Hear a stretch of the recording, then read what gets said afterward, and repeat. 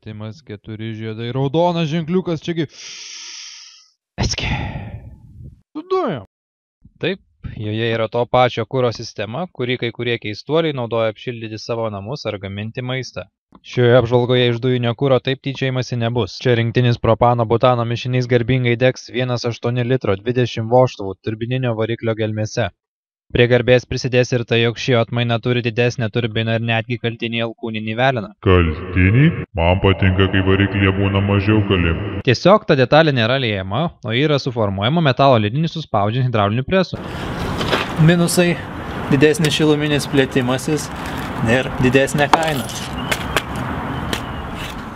O pliusai ne tik mažesnis svoris, bet ir gerokai didesnis komponentų tvirtumas dėl sutankintų metalo dalelių. Ši S3 nuo konvejerio nuridėjo 2001 metais, likus keliems mėnesiams iki variklio atnaujinimo. Toks paskubėjimas palikti gamyklą lėmė, jog ji turi 11 kW ir panašiai Nm mažiau nei atnaujintoji versija. Ji taip pat neturi Kintamo vožtuvų turbinio laiko. Prabilus apie pokyčius, A3 teko išgyventi ne vieną plastinę operaciją, kol tapo S3. Platesnės ratų arkos leis sutalpinti net D dydžio ratus, o bamperiai, greičio pelekai ir S3 ženkliukai gatvėje verti aukso, nes daug A3 entuziastų svajojo savo automobilį paversti bent kažkiek panašių į S klasę.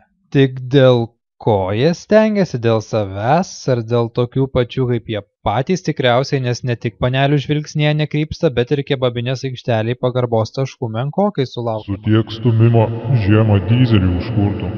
Gal jie... Pala, čia tik keli minusai šalia krūvos pliusų, kurių didžiausių mes net neuždėjome. Kad galėtume tą padaryti, reikia traukti link kačerginės. Tai dabar varom dujų pilti. Aš taip manau. Lenktynininkai.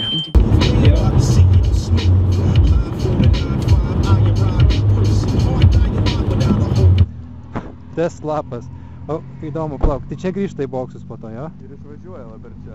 Bet jo, pro čia pristato. Surasti patogią vairavimo poziciją sekėsi žymiai lengviau. Ir kaip gana greit paaiškėjo, patogumas čia nesibaigia. Daug kartų teko girdėti, jog šio žiedo danga yra tiesiai iš didmiesčio, prie kurio ji pastatyta. Bet net riedant ant 18 colio aliuminio, ši tiesa į nugaras perteikta nebuvo. Į kameras irgi nelabai. Galim pažiūrėti, ką jos užfiksavo.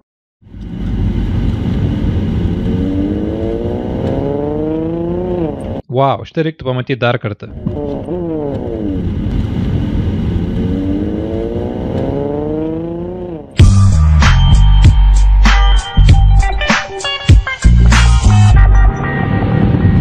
Sakiau, kad šį labiau vertinama nei kebabinės aikšteliai.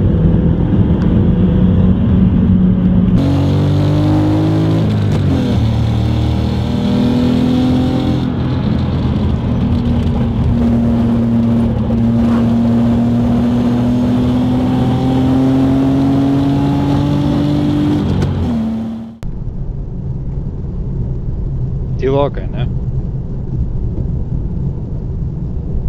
Gal čia biškį... Ne, tas pats. Na, nesvarbu. Trasa yra šlapia ir slidi ir viskas, su kuo tenka pakovoti, yra šiek tiek nepakankamo pasukamumo štai čia. Bet ir šią kovą greit perima elektroninė stabilumo kontrolės sistema, kuri vairuotojų už nevykėliškumą baudžia akceleratoriaus atjungimu tol, kol jai ima atrodyti, jog esama padėtis supaprastėjo iki jo įgūdžių lygio. Šiai sistemai, trumpiau vadinamai ESP, antrina 4 varantieji ratai. Šioje vietoje išklyskime iš kelio trumpam. Bandomosios Audi S3 4 varančiųjų ratų sistema vis dar vadinama Quattro, bet iš esmės tai yra švedų kompanijos Haldex kūrinys. O tai reiškia, jog galiniai ratai tik velkasi paskui priekinius, kol šiem pritrūksta sukibimo. Tuomet sistemos širdis, hidraulinė mova, variklio galią tarp ašių padalina pusiau. Kaip greit visa tai vyksta? Gana greit.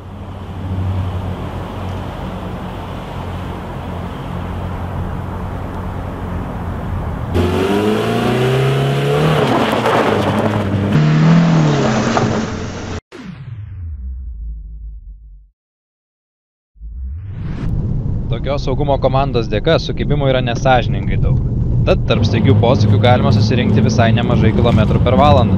Juos po to tenka gesinti stabdžiais, kurių stabdymo jėga pasak Audi su karščiu mažėja labai lėtai ir visiškai jokio melo čia nėra. Jų patikimumas abejonių nekėlė. Tiesą sakant, šios Audi S3 kantrybė išsilaikė visus 28 ratus. Tai yra maždaug toks pat atstumas kaip tarp Vilniaus ir Kauno. Jokio prietaisų skydelio, lemputės, mirktelėjimo ar kitų nesklandumų. Buvo net galima pradėti tikinti save, kad esame kompetityvūs.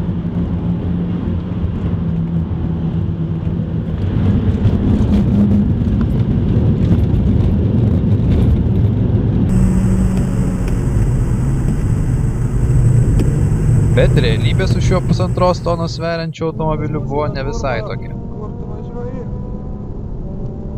Nesakau, kad tai aukščiausios rūšies sportinis automobilis, su kuriuo galima laimėti bet kurias varžybas, bet kaip kasdienė miesto ir kas savaitinė trasos atakavimo priemonė tikrai nebloga. Galios pertekliaus nėra, bet ją galima pasiekti gerokai anksčiau nei įsijungs ribotuvas.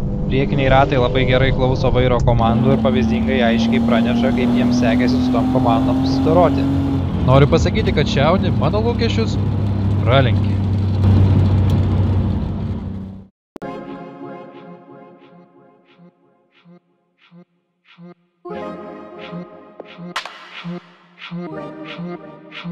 Trap.